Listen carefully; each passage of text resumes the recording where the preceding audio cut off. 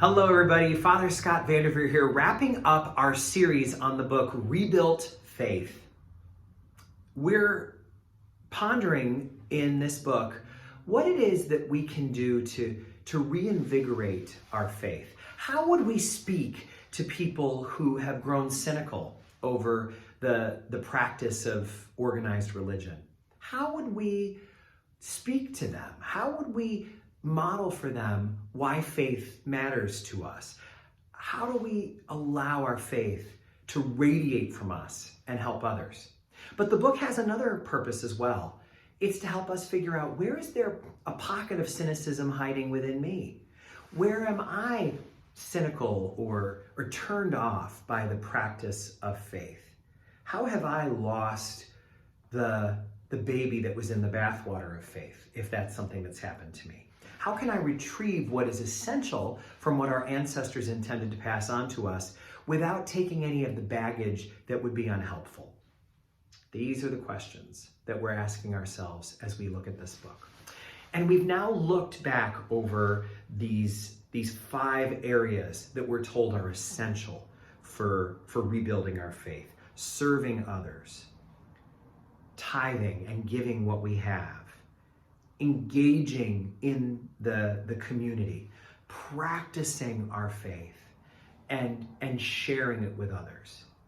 If we use those 5 terms, serve, tithe, engage, practice, and share, it turns into the word steps. How are we taking those steps in our faith? And what it makes me think of is a powerful book by the author Diana Butler Bass. She says that we have experienced such a change in culture that is neither bad nor good, but is a change. That we have to understand that the way people come to faith is different than any other time in our life. Here's what she says. In the old model that has been operational from our past life and going back a long time before that, generations of this, we always experienced coming to faith or joining a community as taking place in 3 parts. First, you believe the right things. Then you behave the right ways. And if you've believed and behaved, then you can belong.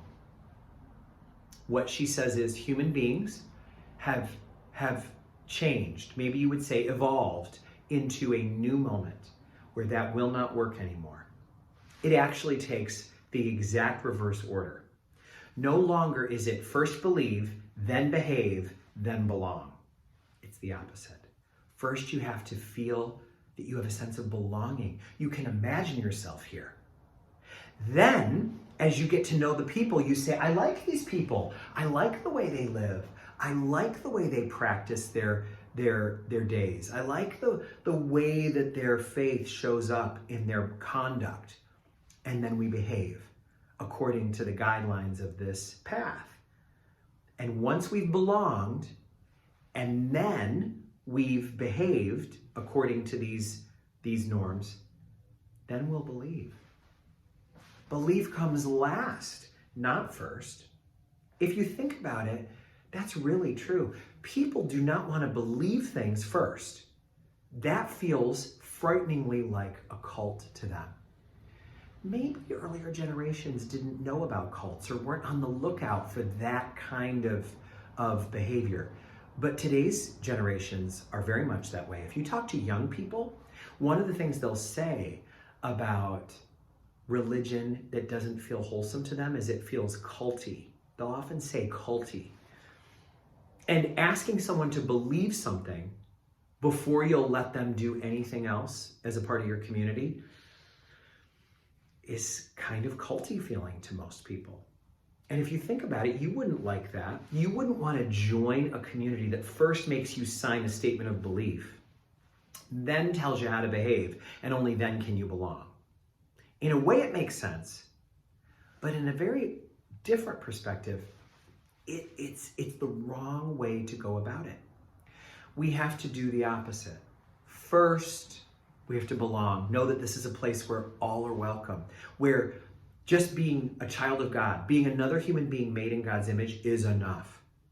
Then, after that's been established, then we'll follow the guidelines of this community. We'll get to know people and say, I like this. I want to live this way too.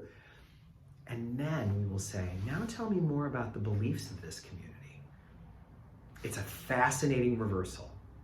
Not to behave, not to, see, it's all B's. It's not to first believe, then behave, then belong. No, it is to first belong, then behave, then believe. What implications does this have for our conversations about sharing faith, about rebuilding the faith that we have and then sharing it with others? What does it mean to invite someone to church? If we invite them to church, what do we have to make sure is a part of that experience for them that will help them to feel a sense of belonging? One of the things you'll notice that we do at St. Mary's, if you're able to join us in person, is we make an announcement before communion every week. For the people who go weekly, it might feel redundant and a little bit boring, but let's unpack what we say. This is what's said every week at St. Mary's. All are welcome to join us in the communion procession today. We'll have 2 lines that come up the center aisle, and when you get to the front, you can receive the body of Christ and then return to your pew by the side aisle. If you need a low gluten option, please join the priest's line. If you're not Catholic, or if for any spiritual or medical or other reason, if receiving wouldn't be the right choice for you, we invite you to come forward like this with your arms crossed on your chest, which gives us the symbol that you'd like a blessing in place of communion. And if you prefer not to come forward at all, that's okay. We just ask that you step into the aisle so the others in your row can join the procession, and then you can return to pray. Thank you. That's what we say every week. Now, if we were to unpack why that's said, let's break it down one thing at a time. All are welcome to join us in the communion procession today. You belong. You belong here. We invite you to come forward 1 row at a time in 2 lines down the center aisle and receive the body of Christ and then return to your pew by the side aisle. We don't want you to feel foolish that you don't know how to come forward. We don't come from the back. We don't come from whenever you want. It's 1 row at a time in the center aisle, and you can receive the body of Christ. It's a perfectly hospitable way to tell people how to come forward. If you need a low gluten option, please join the priest line. Those people who can't receive gluten, who can't have wheat, we've got an option for you too. Welcome, welcome, welcome, welcome, welcome.